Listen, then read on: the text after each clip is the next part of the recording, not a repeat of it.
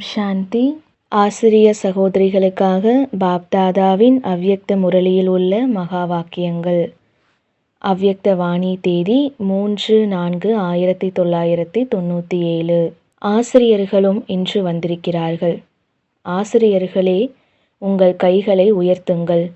யார் முக்கியமாக திட்டப்படி பட்டியில் வந்திருக்கிறார்களோ அவர்கள் கை உயர்த்துங்கள்.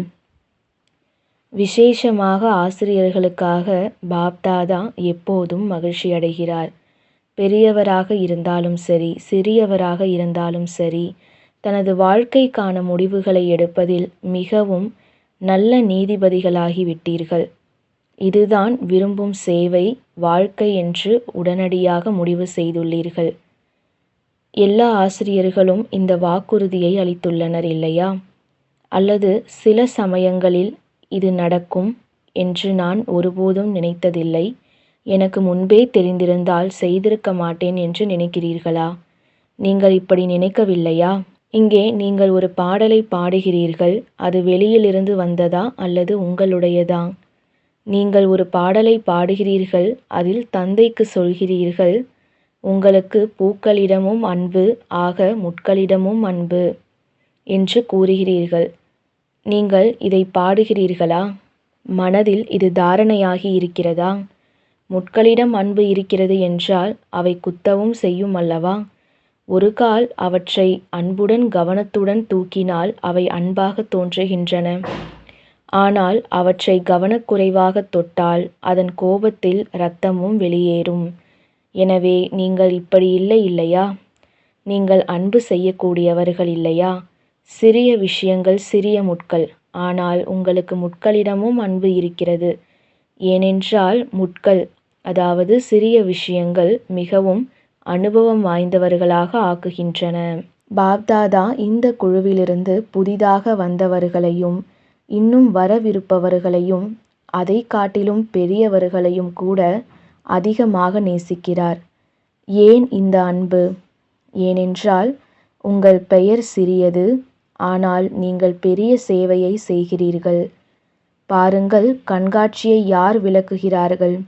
பெரியவர்கள் விளக்குகிறார்களா அல்லது நீங்கள் விளக்குகிறீர்களா? யார் பாடத்திட்டத்தை நடத்துகிறார்கள்? யார் சிறந்த சொற்பொழிவுகளை யார் வழங்குகிறார்கள்? அதை செய்பவர்கள் நீங்கள்தான். எனவே பாப்தாதா நீங்கள் பெயரில் சிறியவராக இருந்தாலும் சேவையில் உங்களை பெரியவர்களை விட பெரியவராக கருதுகிறார். பயப்பட வேண்டாம். பயப்படுவது பலவீனமானவர்களின் வேலை. நீங்கள் மிகவும் துணிச்சலானவர், மகாவீரர். அதனால்தான் பயப்பட வேண்டாம். ஒருபோதும் இதயம் சிறியதாக வேண்டாம், பெரிய இதயம் வேண்டும். நீங்கள் உயர்ந்த தந்தையின் குழந்தைகள் இல்லையா? நீங்கள் சிறிய தந்தையின் குழந்தைகளா என்ன? எனவே சிறிய இதயம் இல்லை, சிறிய இதயம் வேண்டாம். சிறிய விஷயங்களுக்கு பயப்பட வேண்டாம். எப்போதும் இந்த ஸ்லோகனை நினைவில் கொள்ளுங்கள். பார்வைக்கு சிறியவராக தென்பட்டாலும் ஆனால் உயர்ந்த காரியத்தை செய்து காட்டுவோம்.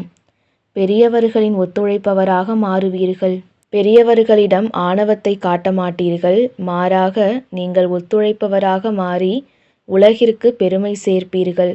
அத்தகைய ஆசிரியர்களாக உள்ளீர்களா? அப்படியே செய்கிறோம் மற்றும் செய்வோம் என யார் புரிகிறார்களோ அவர்கள் கையை உயர்த்துங்கள். இது மிகவும் துணிச்சலானது. உங்கள் கைகளை உயர்த்துவது மிகவும் எளிதானது. பாருங்கள், ஆனாலும் பாப்தாதா உங்களின் பாக்கியத்தின் மீது மகிழ்ச்சி அடைகிறார். உங்களுக்கும் தந்தையின் மீது நிறைய அன்பு இருக்கிறது இல்லையா? எனவே தந்தைக்கும் உங்களிடம் மிகவும் அன்பு இருக்கிறது. சிறிய மனமுடையவர்களாகவோ மென்மையாகவோ ஆகாதீர்கள், மகாவீராகுங்கள். ஒருபோதும் உங்கள் முகத்தில் பலவீனம் அல்லது மென்மையின் எந்த அடையாளமும் இருக்கக்கூடாது. ஆக்கப்பூர்வமான தன்மை என்பது வேறு விஷயம், மென்மையானது வேறு. ஆக்கப்பூர்வமாக இருங்கள், ஆனால் மென்மையாக மாறாதீர்கள். மென்மையானது தண்ணீரின் பழம் என்று அழைக்கப்படுகிறது. அது வெளியேறும் வகையில் தண்ணீரை பயன்படுத்துங்கள். அதைத்தான் மென்மை என சொல்கின்றனர். மென்மையாக மாறாதீர்கள், அற்புதங்களை செய்து காட்டவும். விஷயங்கள் பெரியவர்கள் முன்னாலும் வருகிறது. உங்கள் முன்னாலும் வருகிறது. ஆனால் நாங்கள் ஒரு முன் மாதிரியாக ஆகி காட்டுவோம் என்று நீங்கள் அப்படி புரியுங்கள். ஞானம் மற்றும் யோகாவில் நாம் முன்னணியில் இருப்போம். பிரச்சனைகளை பற்றி கவலைப்படாதீர்கள். உங்கள் மகிழ்ச்சியான முகத்தை ஒருபோதும் மாற்றாதீர்கள்.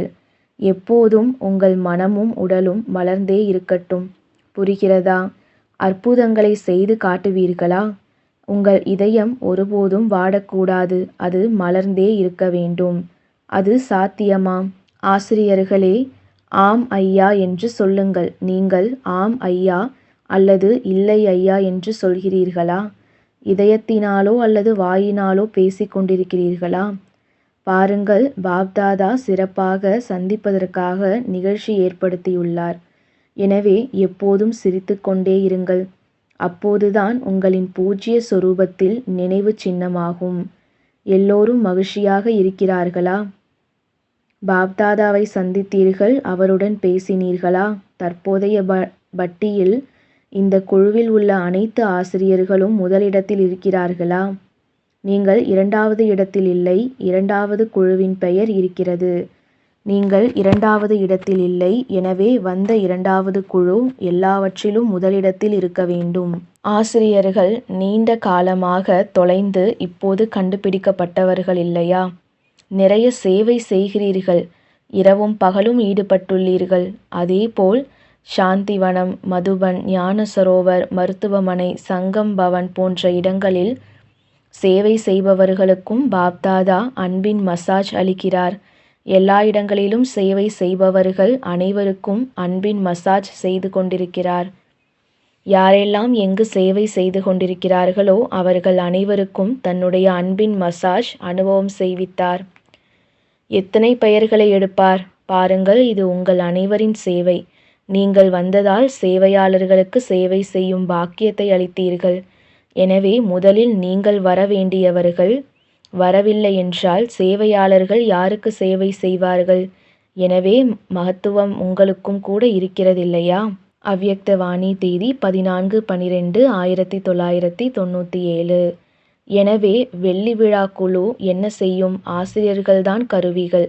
எனவே இந்த வெள்ளி விழா கொண்டாட்டக் குழு எப்போதும் தனது உற்சாகமான அம்சங்கள், மலர்ந்த மகிழ்ச்சியாக இருப்பதற்கான அம்சங்கள் மூலம் அநேக ஆத்மாக்களை மகிழ்விப்பார்கள். ஆசிரியர்களின் வேலையே அழுது கொண்டே யார் வந்தாலும் நடனமாடி செல்ல வைக்கணும். குழப்பத்திற்கு ஆளாகி யார் வந்தாலும் தனது கௌரவத்தில் நிலைத்து செல்லணும். குழப்பம் என்பதன் அர்த்தமே கௌரவத்திற்கு அப்பாற்பட்டதாக மாறுவதுதான். எனவே ஆசிரியர்களின் வேலை குழப்பமடைந்தவர்களை கௌரவத்தில் நிலைநிறுத்துவதாகும். வெள்ளி விழாவை கொண்டாடுபவர்களின் சேவை இதுதான். நீங்களே குழப்பத்திற்கு ஆளாகாதீர்கள். பலர் வெளியிலிருந்து குழப்பமடைந்து வருகிறார்கள். சில நேரங்களில் எல்லோரும் அப்படி இல்லை. சில ஆசிரியர்களே குழப்பத்திற்கு ஆளாகிறார்கள். எனவே அவர்கள் எப்படி நம்மை கௌரவத்தில் நிலைநிறுத்த முடியும்? இப்படி ஆர்வமுள்ளவர் சொல்லவும் செய்கின்றனர். ஆனால் இல்லை. ஆசிரியர்கள் என்றால் எப்போதும் தனது அம்சங்கள் மூலம் ஒவ்வொரு ஆத்மாவுக்கும் சேவை செய்பவர்கள். பேச நேரம் இல்லாவிட்டாலும் பரவாயில்லை. ஒரு நொடியில் தனது மலர்ந்த இதயத்தின் மூலம், மலர்ந்த மனதின் மூலம், பரமாத்மாவின் அன்பின் மூலம், பரமாத்மா அன்பு மூலம், பார்வை மூலம் அந்த ஆத்மாவையும் மகிழ்ச்சியடைய செய்யுங்கள். ஆசிரியர்கள் ஒரு கால் எப்போதாவது குழப்பமடைந்தால் கூட, தவறிக்கூட அது நடக்கக்கூடாது. ஆனால் அவ்வாறு ஏற்பட்டாலும் உடனடியாக பாப்தாதாவுடன் தொடர்பை இணைத்து ஆன்மீக உரையாடல் செய்து அந்த நொடியிலேயே தன்னை திருத்திக் கொள்ளுங்கள். இங்கே பாப்தாதாவுடன் இணையும் நாடகம் காட்டப்பட்டது இல்லையா? நேற்று பம்பாயில் உள்ள சிறு குழந்தைகள் பாப்தாதாவுடன் மனப்பூர்வமாக உரையாடும் நாடகத்தை நடத்தினர். எனவே பாப்தாதாவுடன் இணைய முடியாதா? உங்களிடம் வயர்லெஸ் செட் இல்லையா? தற்சமயம் செயற்கைக்கோள் உள்ளது. அது உடனடியாக வேலை செய்கிறது. எனவே ஆசிரியர்களிடம் அது இருக்கிறதா? எல்லோரிடமும் இருக்கிறது. சரியான நேரத்தில் அதை பயன்படுத்துங்கள். சரியான நேரத்தில் ஸ்மிருதியின் சுவிட்சை இயக்கவும். அவ்வளவுதான். பிறகு பாருங்கள் நொடியில் மாற்றம் ஏற்படுகிறதா அல்லது இல்லையா என்று. எந்த சமயம் ஏதாவது இது போன்ற விஷயம் நடக்கும் போதெல்லாம் இந்த நாடகத்தை நினைவில் கொள்ளுங்கள்.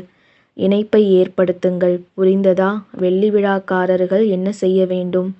பாப்தாதா ஆசிரியர்களை அனைத்திலும் அதிகம் நினைவு கொள்கிறார். ஏன்? சேவைக்கு கருவியாக இருப்பவர்கள் தந்தை பிரம்மாவின் கரங்களாகி கருவியாகிறார்கள். எனவே அவர்கள் பாப்சமான் சேவையில் இருக்கிறார்கள் இல்லையா? அதனால்தான் அத்தகைய கருவி சேவையாளர்களை பாப்தாதா எப்போதும் நினைவில் கொள்கிறார். பொன்விழாவை கொண்டாடியவர்கள் நினைவு கூறப்படுகிறார்கள் என்று நினைக்காதீர்கள். நீங்கள் அல்ல, முதலில் நீங்கள். இளையவர்கள் மீது இன்னும் அதிக அன்பு உள்ளது. எனவே இப்போது நான் மாற வேண்டும். கெடுதலை சரி செய்ய வேண்டும். மற்றவர்கள் செய்தாலும் அதை சரி செய்வது என் வேலை. இது புகார் அல்ல. இவர் கெடுக்கிறார் இல்லையா?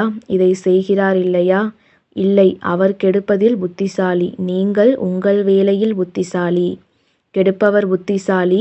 அதை சரி செய்பவரிடம் குறைவு ஏன்? கெடுப்பவர் என்ன செய்தாலும் நீங்கள் புத்திசாலியாகி செல்லுங்கள். கெடுப்பவர்கள் என்ன வேண்டுமானாலும் செய்யட்டும்.